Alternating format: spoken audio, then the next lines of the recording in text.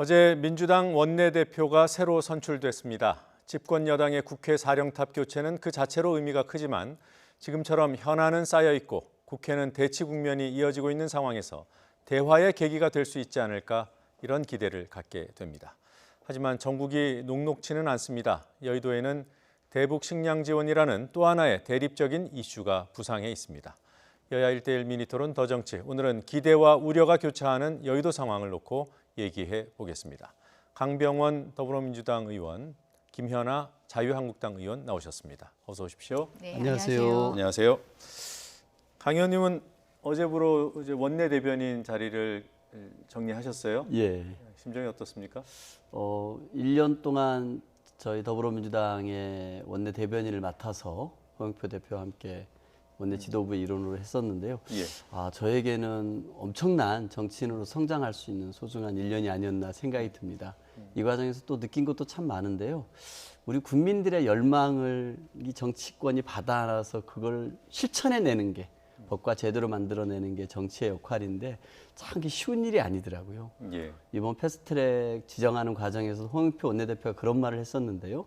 이 총칼로 하는 혁명보다 대화와 타협으로 하는 개혁이 더 어렵다 이런 말씀을 해주셨는데 저도 보니까 정말로 이렇게 국회에서 뭔가 갈등 사안들을 풀어내고 여기에서 네. 뭔가 대화 타협 만들어내는 게 정말 어려운 일인 것 같고요. 어떻게 하면은 이 국민들이 바라는 바 결국 이거는 국민들의 행복일 것 같습니다. 이 나라를 부강하게 만들고 국민들의 행복을 더 키우는 일을 어떻게 하면 우리 정치권이 더 잘할 수 있을까? 이런 문제가 저희가 큰 숙제로 남는 1년이었습니다. 예. 이런 질문 드리면 답변을 짧게 하셔야 되는데. 아, 그런가요? 길게 하셨네요.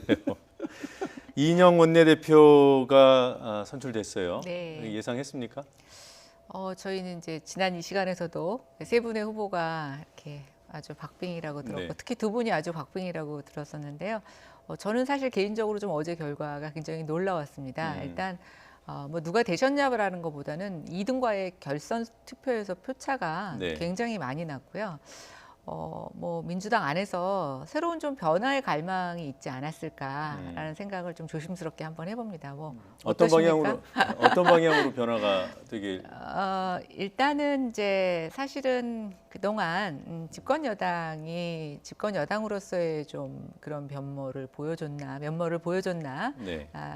어찌 말하면 정치는 타협과 대화의 산실이라고 볼 수 있는데 네. 그동안 집권 여당이 사실은 가진 게 훨씬 더 많기 때문에 야당에게 대화의 카드로 이렇게 이끌 수 있는 여러 가지 사실 전략 전술들 있을 수 있습니다. 근데 사실은 그동안 보면은 저희가 이게 누가 여당인지 모르겠다, 누가 야당이고 그래서 지금 민주당이 너무 오랜 야당 세월 끝에 이제 여당이 적응이 안 되신다 뭐 이런 얘기까지 있었는데 저희는 이번에 이젠 정말 좀 책임감 있는 여당다운 여당을 해봐야 되는 게 아닌가 그런 측면에 있어서 제1야당인 한국당을 대화의 상대로 인정하고 또 파트너로 인정하면서 정말 꼬인 전국을 풀 수 있는 어떤 그런 개선의 의지 이런 것들이 필요하다라고 민주당 의원들께서 생각해 주신 거라고 판단합니다. 전국을 풀라는 의미로 이인영 네, 원내대표한테 일단 표를 뭐 몰아줬다. 이인영 네. 원내대표가 이제 뭐 지금 들려오기로는 되게 원칙론자이시라고 이제 소문이 있습니다만 또 한편으로는 굉장히 뭐랄까 포용력이 강하시다고 들었습니다. 그래서 일단 여당의 저는 그 대화의 포인트는 포용력이라고 생각이 돼서 한번 기대를 해보고 있습니다. 네. 네. 이인영 원내대표의 포용력에 기대를 해본다는 말씀이셨는데 이인영 당선 어떤 의미가 있을까요? 저는 균형감을 우리 의원들께서 저희 여당 의원들께서 발휘해 주신 게 아닌가 싶습니다. 우리 국민들도 보면은 이렇게 한 정당이 오랫동안 집권을 하면은 네. 또 다른 정당으로 바꾸지 않습니까? 다 그것들은 그만큼 우리 국민들께서 균형 감각을 갖고 계시다고 봅니다. 아마 우리 여당 의원들께서도 약간의 이제 약간 다 뭐 친문입니다만 그래도 약간 좀 비주류라고 볼 수 있는 이인영 의원을 선택함으로써 이해찬 당대표와는 약간 좀 컬러가 다른 분을 원내대표를 시킴으로써 우리 당내의 어떤 균형감들을 살리려고 했던 우리 의원들의 선택이 아닌가라고 생각이 들고요. 그런 의미에서 이인영 원내대표도 이 통합으로 총선 승리라고 일성을 했는데요. 아마 그런 것들을 읽고 그런 말씀을 하신 게 아닌가 싶습니다. 결국은 네. 한 세력만이 쭉 잘 나가게 되면은 또 다른 부분도 서운한 부분들도 있는 거 아니겠습니까? 적절한 배분을 한 선택의 결과가 이인영 원내대표의 당선이 아닌가 저는 그렇게 보고 있습니다. 네, 뭐 당내 주류 비주류는 사실은 다 있어요. 네. 근데 그 주류와 비주류 사이의 균형감을 찾은 선택이었다. 네. 네. 한국당과의 관계가 좀 풀릴까요? 이번 일을 계기로? 제가 봐서는 그럴 거라고 봅니다. 왜 그러냐면요. 아마 홍영표 원내대표와 나경원 원내대표 같은 경우는 아마 한 5달 정도 같이 해오시면서 좀 이렇게 좀 풀 수 있는 계기들이 있었습니다만 어떤 이유든지 안 풀렸습니다. 네. 그래서 서로 이제 같은 얘기만 반복한다 이런 평가들을 했었는데요. 어쨌든 저희 당의 원내지사 사령탑이 바뀌었기 때문에 우리 나경원 원내대표 입장에서도 새롭게 네. 파트너가 생겼기 때문에 뭔가 좀 명분이 생긴 것 아닌가 생각이 들고요. 이인영 원내대표 같은 경우도 한국당을 향해서 적극적으로 국회를 정상화시키자라는 메시지를 던지기 좋지 않습니까? 예. 저는 지금 이제 민생 현안에 대해서는 여야 가리지 않고 중요하다고 얘기하고 있고 우리 경제의 어려움들 얘기하고 있기 때문에 저는 민생과 추경이라고 하는 이 명분 있는 주제를 가지고서 여야가 이 기회에 국회를 정상화시켰으면 좋겠습니다.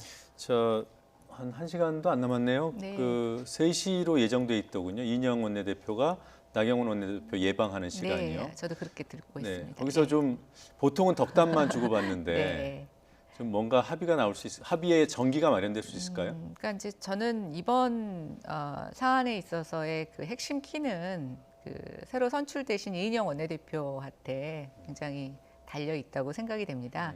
아까 강병원 의원님께서 말씀하신 것처럼 왜 이렇게 우리가 여야 간의 대화가 경색이 되었나라고 봤을 때는 저는 그동안 민주당의 그 원내 지도부가 독자적인 목소리를 내지 못했다고 생각이 됩니다. 그러니까 즉 청와대 눈치 보고 또 여당 지도부의 어떤 그런 뭐 암묵적인 메시지를 좀 일방적으로 하다 보니까 상대 파트너와 대화를 하면서 낼 수 있는 카드들이 별로 없지 않았을까라는 생각이 드는데 지금 현재 뭐 민주당 안에서의 일종의 비주류계에서 지금 새로운 원내대표가 선출되시면서 저는 제일 일성으로 하실 수 있는 것들은 기존의 그 원내 지도부와는 다른 목소리, 그것에 저는 가장 핵심은 야당을 파트너로 인정하고 야당을 뭔가 국회의 장으로 다시 네. 끌어낼 수 있는 그런 제스처가 가장 큰 중요한 임무라고 생각이 되는데 그런 측면에서 오늘 어떤 메시지를 내실지 저도 사실 개인적으로 좀 기대가 됩니다. 예, 네. 1시간만 기다리십시오. 네.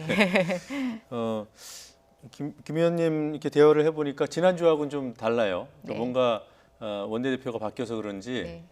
기대가 조금 더 높은 것 같습니다. 그동안 좀 숨이 막혔었습니다. 네, 말도 알겠습니다. 안 통하고 그런데 네. 좀 바뀌면 달라지지 않을까 하는 기대가 생기고 있습니다. 네. 오늘은 민주평화당 원내대표가 예정대로라면 바뀌어야 되는 시점이고요. 그리고 바른미래당도 15일에 원내대표 선출을 하기로 결정을 했습니다. 네. 그럼 지금 5월 국회 개원해야 된다는 여론이 꽤 많은 것 같은데 어떻게 바른미래당 원내대표 바뀌는 데까지는 기다리는 겁니까? 어떻습니까? 저는 오늘 그 나경원 원내대표하고 회동이 되게 중요할 것 같습니다. 네. 중요할 것 같고 이 회동에서 그 한국당과 함께 할 수 있는 뭔가 계기가 마련된다 그러면은 5월 국회를 여는 문제는 저는 급물살을 타서 논의가 진행될 거라고 봅니다. 뭐 15일까지 기다릴 이유도 없을 것 같고요. 네.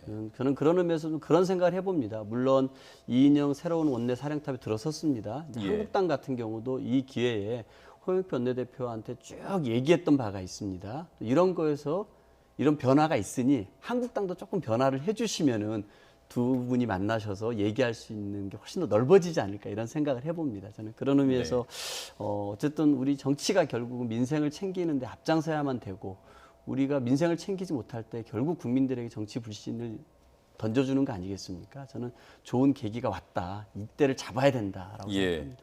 두 분 기대는 한껏 높여놓으셨는데 의미 없는 얘기만 오가면 어떨까 걱정도 좀 됩니다. 자, 바른미래당 얘기 잠깐 했는데요. 어제 의총이 있었죠. 네. 그 의총에서 이른바 그 자정결의라는 걸 했습니다. 그 자정결의의 내용을 잠깐 설명을 시청자들께 해드리고 얘기 나눠보죠. 네, 어제 바른미래당 의원총회에서 참석자 전원의 동의로 채택된 결의문입니다. 21대 총선, 그러니까 내년 총선에서 더불어민주당, 자유한국당, 민주평화당과의 어떤 형태든 통합이나 선거연대를 추진하지 않고 바른미래당의 이름으로 출마를 하기로 한다. 이른바 자강 결의문이다. 이렇게 얘기들을 하더군요. 자, 뭐 다른 정당의 일이라 구체적인 내용을 여쭤보긴 좀 그렇고요. 지금 한국당과의 통합을 하지 않기로 결의를 한 거잖아요. 그럼 지금 네. 한국당이 추진하고 있는 네. 범보수 통합, 이런 전선 전략에는 좀 차질이 생기는 거 아닙니까? 일단 뭐 당대당 통합에 관해서는 그렇게 비춰줄 수 있을 거라고 네. 생각이 되는데요. 일단 저는 저 결의문을 보면서 아직도 내용이 좀 심각하구나. 결국은 누가 먼저 깰지를 감시하는 그런 결의문이 아닌가라는 생각을 해보았습니다. 결국 당대당 통합은 어려울 수 있겠지만 의원들 개인들 간에 어떤 다른 당과의 연계를 막을 수 있을까? 결국 그 안에 바른미래당이 새로운 원내대표를 선출하고 새로운 구심점을 찾아간다고 하면 저는 저 결의가 의미를 가질 수 있을 거라고 생각이 됩니다. 네. 그런데 만약에 그것에 실패한다라고 하면 글쎄요, 저것을 지켜나갈 수 있을지 뭐 제가 다른 당의 일이라서 섣불리 얘기하기는 어렵지만 앞으로 좀 지켜봐야 될 내용이라고 생각이 됩니다. 뭐 한국당과 바른미래당의 당대당 통합이 어려워진 부분은 그렇게 전망이 된다. 저 결의가 지켜진다면요. 근데 네. 저는 뭐 저 부분은 내부의 내용을 좀 단돌이 하기 위한 서로의 감시라고 생각이 됩니다. 네. 네. 조금 전에 말씀하신 내용을 저는 이렇게 들었습니다. 개별적인 탈당 그리고 한국당으로의 입당, 이런 가능성은 열려 있다고 보시는 것 같아요. 뭐 한국당으로도 열려 있지만 저는 반대로도 열려 있다고 보고 있거든요. 그러니까 바른미래당의 호남권 의원들께서 네. 민주평화당이나 더불어민주당으로 옮겨가시는 일도 얼마든지 저는 가능하다고 생각을 해보면 네. 지금 저 내부에서는 그렇게 가는 것이 당의 존립에 어려움이 있으니까 우리 서로 그거 하지 말자, 그리고선 일종의 서로 상대방을 감시하는, 네. 누가 먼저 깰지를 감시하는 그런 결의 정도가 되지 않을까 싶고요. 아마 앞으로의 정국 변화에 따라서 저는 어느 누구도 담보할 수 없을 거라고 생각이 됩니다. 구속력이 매우 약해 보인다. 네, 저는 그렇게 네. 생각합니다. 어떻게 보셨습니까? 저는 여전히 이제 바른미래당 내에서 뭐 총선을 바라보거나 우리 사회를 바라보는 데 있어서 그 바른미래당의 역할이 있다고 강하게 믿고 있는 분들이 다 모여 계신 것 같습니다. 우리가 겉에서 이렇게 봤을 때는 곧 깨지겠지, 탈당하겠지, 분당하겠지, 이런 분당 수순으로 들어가는 거야, 이런 예측들을 많이 했습니다만 결국은 당이 깨지지 않고 또 김관영 원내대표가 조기에 퇴진하고 또 새로운 원내 사령탑을 세우기로 하셨고 저는 합의까지 했는데요. 지금 이제 뭐 그 여야 간의 강한 대립이 우리 국민들에게는 굉장히 좀 눈꼴 사나운 모습 아니겠습니까? 이런 정치권의 모습이 계속되는 한 제3의 길을 가고자 하는 바른미래당의 역할이 있다라고 지금 바른미래당에 있는 의원님들께서는 다 뜻을 모으신 것 같습니다. 저는 그런 의미에서 과연 국민들이 어떻게 선택할 것이냐, 이런 네. 문제인 것 같은데요. 바른미래당에서 선택한 저 수가 그리고 국민들에게 먹히기를 한번 기대해 보겠습니다. 기대에 섞인 말씀을 해주셨군요. 한국당의 그 민생투쟁 대장정, 네. 오늘은 울산이던가요? 예, 오늘은 울산에서 시작을 하고 계시고요. 지금 매곡 산업단지 내에서 이제 시찰하시고 구내식당에서 직원들하고 식사하시고 또 울산 테크노파크도 오늘 일정이 잡혀 있더라고요. 그다음에 이제 한수원에서 원자력 정책과 관련된 간담회도 좀 준비를 하고 계신 것으로 듣고 있습니다. 네, 그럼 오늘도 탈원전 얘기가 나오는 건가요? 예, 뭐 지금 민주당, 아까 제가 이제 민주당 강병원 의원께서 바른미래당 얘기하시는 걸 보면서 이제 좀 파악한 일종의 하나의 그 힌트라고 할까요? 민주당 입장에서는 바른미래당이 존속되기를 바라시는 것 같아요. 그래야 한국당으로서의 쏠리는 균형을 막을 수 있다고 생각하시는 것 같고요. 또 하나 지금 제가 이 원자력과 관련해서도 물론 듣기 싫으시겠죠. 그러나 얼마 전에 대통령께서 사회 원로들을 초청해서 여러 가지 얘기를 들으셨다고 하는데 그 자리에서도 이 탈원전 정책에 대한 전환에 대한 요구 목소리가 많이 있었다고 생각이 됩니다. 저는 그런 측면에서 지금 한수원이 있는 울산에서 탈원전과 관련된 간담회를 갖는 것은 굉장히 의미가 있다고 보고 있고요. 또 황 대표님 같은 경우는 어느 누구보다 사무실에 앉아서 많은 보고를 받고 행정을 하셨던 분인데 이런 분이 본인이 익숙하지 않은 방식으로 현장에 나가서 현장의 목소리를 듣는다라고 하는 것은 저는 뭐 새롭게 정치인으로서 본인이 새로운 장을 펼치기 위해서 변모하시는 거라고도 볼 수 있고, 지금 가장 필요한 건 정말 현장에서 국민들이 어떻게 느끼고 무엇을 바라는지, 그리고 이 정부의 정책이 아무리 이론상으로 좋다고 하더라도 현장에서 어떤 부작용을 내고 있는지에 대한 경청, 또 그 목소리를 담을 수 있는 통로가 분명히 필요하다고 생각이 됩니다. 예. 지금 뭐 자연스럽게 그 황 대표의 어떤 그 정치 행보에 대해서 말씀을 해주셨는데요. 일각에서는 대권 행보 아니냐 뭐 이런 지적도 있더군요.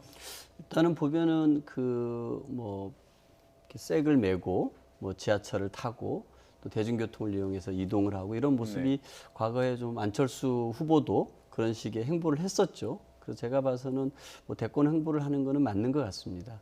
근데 과연 이제 그 지금 시기가 과연 이제 황교안 당 대표가 본인의 이 대권을 위해서 길게 보고 이렇게 전국을 돌아다니는 게 맞을지에 대해서 생각을 해봐야 될 것 같습니다. 국회에서 열리지 않고 있고 민생의 과제들이 산적해 있는 상황에서 당 대표가 대권 행보를 하는 것이 과연 바람직하고 국민들 눈에도 이렇게 좋게 보일까 생각을 해봐야 될 것 같고요. 저는 자유한국당이 아마 내년 총선을 저는 두 가지의 큰 이슈를 가지고 치르려고 하는 것 같습니다. 하나는 그 색깔론을 동원한 이념 투쟁을 되게 좀 격화시키고 있지 않습니까? 이 이념 대립을 다시 하나 만들어내는 것 같고요. 또 하나는 지역주의를 활용한 다시 지역주의를 강화시키고 복원시키는 이 두 가지 전략을 가지고서 내년 총선을 치르고 있는 것 아닌가 생각이 들고, 그 총선에서의 어떤 지지층의 결집을 위해서 황교안 대표가 전국을 다니면서 그리고 이념 대립을 극대화하고 그리고 지역주의를 강화하는 행보를 하는 게 아닌가 싶습니다. 그 광주에 갔을 때도 그런 거 아니겠습니까? 5.18 망언자들의 징계가 거의 솜방망이 쳐버렸습니다. 수준이었는데요. 저희는 그래서 차라리 공로표를 주지 그랬느냐라고 얘기를 했었는데, 그런 하나만한 징계를 하고서 광주에 가가지고 문재인 정권을 심판해달라고 하는 얘기가 얼마나 설득력이 있은 얘기였을까 생각이 드는데요.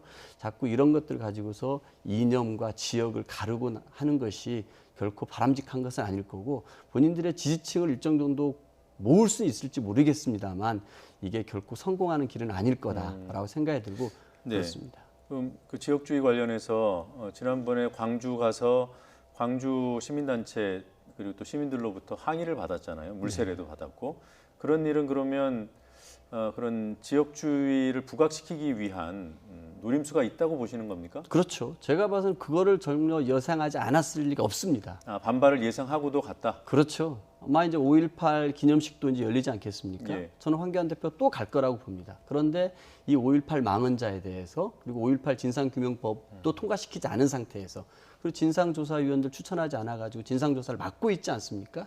이런 상태에서 5.18 기념식에 간다? 또다시 광주에 계신 많은 분들은 황교안 대표의 기념식 참석을 막고 정말 이렇게 불미스러운 일이 저는 있을 수 있다고 보고요. 저는 또 이거를 만들어내는 게 황교안 대표가 대권으로 가는 길에서는 유리하다고 보는 것 같습니다. 왜 그러냐면은 최근에 여론조사를 보면은 이 TK라든지 불경 쪽에서 한국당의 지지율이 많이 올라가고 있지 않습니까? 굉장히 유리한 구도를 만들 수 있는 포인트라고 생각합니다. 그렇다고 해서 또 5.18 기념식 안 가면 안 갔다고 또 뭐라고 하지 않겠습니까? 저는 그렇기 때문에 5.18 망언자들, 그리고 진상규명법 이런 부분에 관해서 국민들이 원하는 바를 제대로, 광주가 원하는 바를 제대로 하고 가는 것이 맞지, 이런 것들은 하나도 하지 않고 망언자들에게 솜방망이 처벌하고 진상규명에 협조하지 않으면서 광주에 또 간다? 저는 또다시 한번 뭔가 소란을 만드는 계기로 활용하려는 거 아닌가 싶습니다. 지금 많은 말씀하셨어요. 색깔론과 지역주의에 기대고 있고, 구체적으로는 광주 방문이 그러한 노림수가 있었던 의도된 방문이었고, 5.18 기념식 다음 주 토요일에도 그런 것을 노리고 갈 것이다. 일단 왜 이렇게 대선을 의식하시는지 잘 모르겠어요. 아직 3년이나 남았는데 대선을 빨리 치르고 싶으신 건가요? 일단 저는 뭐 그런 비유는 적절하지 않다고 보고 있고요. 말씀하신 것처럼 뭐 이념, 지역, 저는 똑같은 잣대로 한번 민주당에게 대묻고 싶습니다.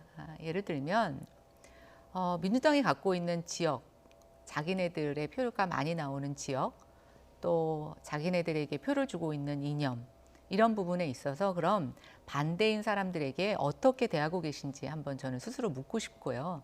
그거는 저도 완전히 부인하기는 어렵지만 지금 한국 정치가 갖고 있는 현 주소라고 생각이 됩니다. 그런데 정당은 자기 지지 세력을 갖고 그렇게 하는 것이 불가피한 측면이 있다고 보여집니다. 근데 제가 요구하는 것은 지금 문재인 대통령은 단순히 한 정당의 대표가 아니시고 국민 전체를 아우러야 하는 국민 전체의 대통령이십니다.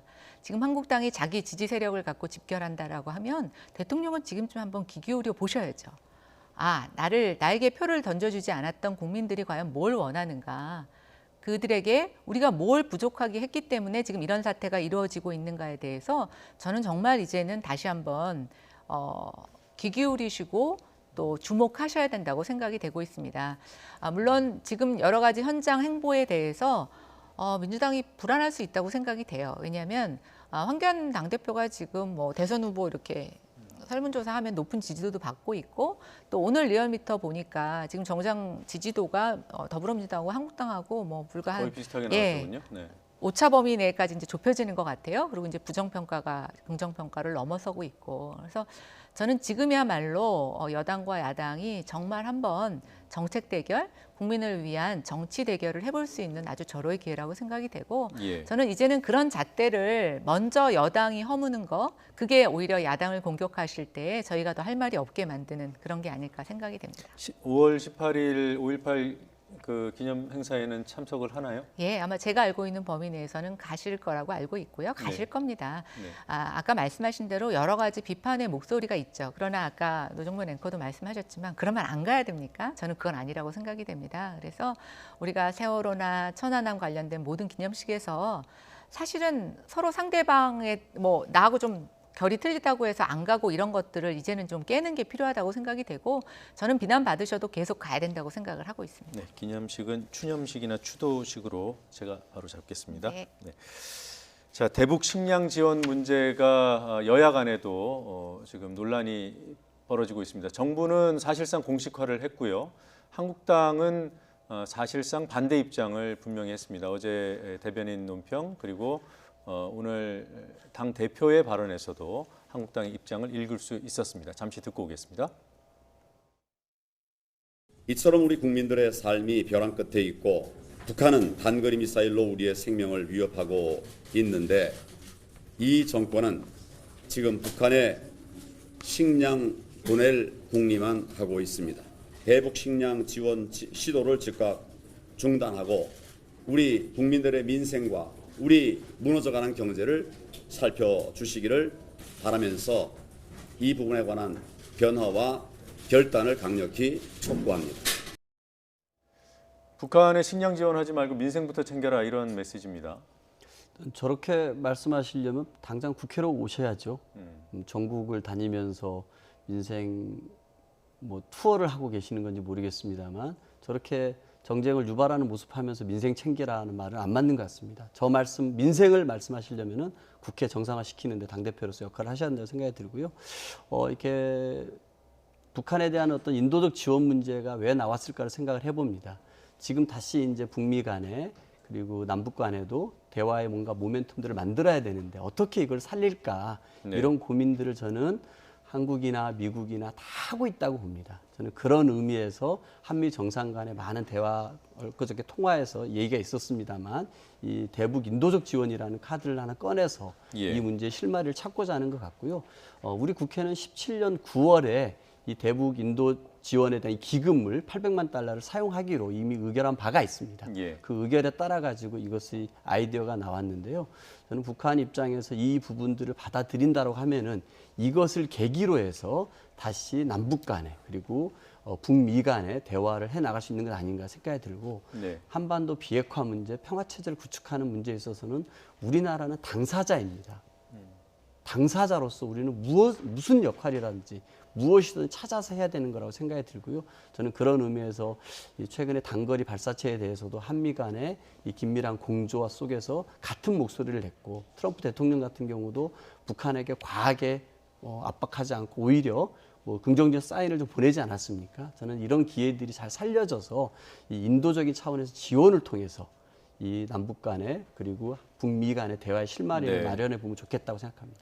어제 한국당 민경욱 대변인 논평에 보니까 아베 총리를 이제 거론하면서 문재인 대통령에 대해서는 언급이 없었다. 그래서 네. 이제 이른바 문재인 패싱 아니냐 이런 지적을 했더군요.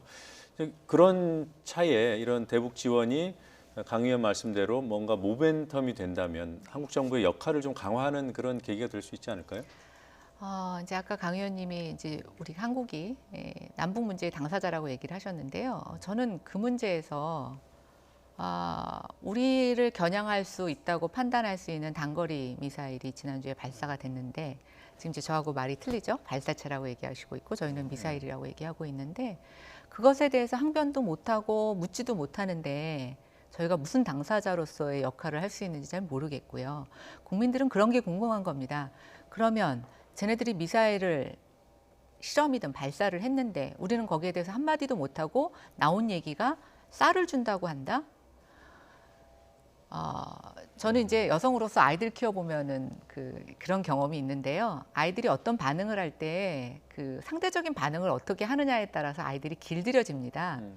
울 때 뭔가 사주면 계속 사달라고 할 때 울고요. 울어도 사주는 거 안 하면 뭘 얻으려고 할 때 울지 않습니다. 저는 그게 남북 문제하고 똑같다라고 보고 있습니다. 쌀 지원하는 문제 인도적인 차원에서 필요합니다. 그리고 국회에서 결의했던 그 모든 것들의 전제는 뭐냐면 북한의 비핵화가 진전이 되는 것에 따라서 우리가 그것을 한다라고 하는 것으로 저는 알고 있습니다.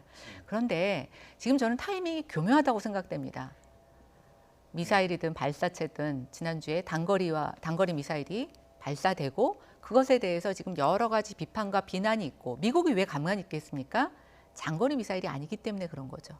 여기서 저는 정말 미국의 이기적인 그런 이 남북 관계의 문제에 있어서 우리가 정말 정신 차리고 저희가 당사자로서 각인해야 된다고 생각이 되는데 저는 그런 측면에서 지금 북한의 식량 지원의 문제는 좀 근본적인 우리의 물음, 우리가 북한을 어떠한 상대로 다룰 것이냐, 그리고 앞으로 이런 식으로 계속 군사합의 위반이라는 얘기도 지금 제기되고 있는 상태에서 계속 이런 상태인데도 우리는 대화를 위해서 뭔가 계속 주는 행위를 할 거냐라는 것은 저는 굉장히 중요하다고 생각이 되고 이것이 반복되면 저는 돌이킬 수 없는 남북 관계가 또 이루어진다고 보고 있습니다. 지금 북한이 쏜 것이 이제 단거리 미사일인데 이게 미사일이라는 용어 속에서 오는 그런 오해 소지 때문에 발사체라고 하는 거 아니겠습니까? 그러니까 미사일이 전부 다 금지되는 것이 아니라 탄도 미사일은 안 되는 거고요. 순항 미사일은 되는 거고 그렇지 않습니까? 맞습니다. 맞나요? 맞습니다. 예, 제가 다 알지 못하기 때문에 두 분께 여쭤볼 수밖에 없는데. 정확히 말씀하셨습니다. 자, 뭐 그럼에도 불구하고 지원을 해야 된다는 것이고 지원에는 동의하지만 지금은 안 된다는 거죠. 예, 그리고 저는 이런 식의 방식은 아니라는 거죠. 그게 설사 탄도가 되어 있지 않다고 하더라도 이전과는 굉장히 다른 양상을 보이고 있습니다. 일단 우리의 사드나 이런 걸로 추적이 어렵고 이동하고 있기 때문에 우리가 정말 거기에 탄도가 됐을 때에 방어 체계를 이을 수 있느냐에 대해서 여러 가지 문제 제기를 하고 있습니다. 그런데 거기에 대해서 한번 우리가 북한에 물어보셨나요? 왜 이런 행동을 했는지? 우리 스스로 북한한테 물어보지도 않고 쟤네들 그런 나쁜 뜻 아니야. 내가 잘 아는데 그런 뜻 아니야라고 해서 지금 다 묻고 계신 겁니다. 그러면 국민들은 우리 목숨과 관련된 부분인데 분명히 이것에 대해서 국가에 대해서 물을 자격이 있죠. 자, 여기서 제가 한 가지만 팩트 확인만 하고 오늘 시간을 마무리하겠습니다. 9.19 군사 합의에 해당되는 건 맞고요. 그리고 또 해당된다는 것을 그 합의 위반이라는 것을 우리 정부가 밝히긴 했죠. 네. 항의를 어느 수준으로 했는지는 뭐 제가 잘 모르겠고요. 자, 이 정도로 오늘 토론은 마무리하겠습니다. 두 분 고맙습니다. 네, 감사합니다.